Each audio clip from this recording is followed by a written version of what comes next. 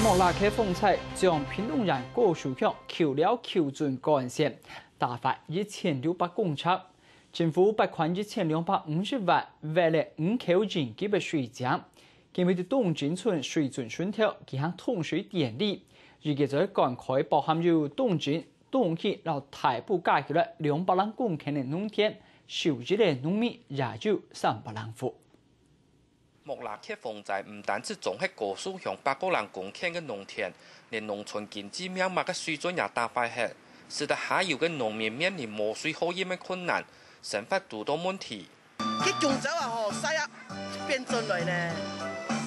硬是無嘅吼，我要不能用水嘅下時間讓死。為了解決農田用水嘅問題，行政院農委會緊急撥錢，205號應急嘅水井，使得當地嘅農田唔會再缺水，農民嘅心頭也變寬鬆嘅。我當然個旱天啊，個河啊，係咪有水我變，我唔使啊，連班上市。因為5號水井係屬於緊急用水，等到水準嘅內通漲好，如果恢復地面水嘅灌溉，農民為了感染嘅5號井發揮嘅緊急功效，決定下班愛為嘅5號井立牌做紀念。我要我來大嘅5號井嘅人員台內，我哋嘅我要呢邊嘅牌，我本後人講啊，我有嘅5號井用嚟做嘢，順勢來帶動有嘅地方嘅環保。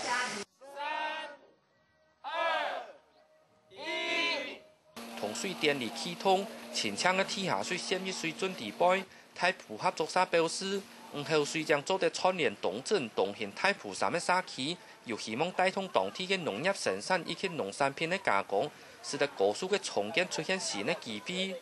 客家新聞陳文廉屏東報道。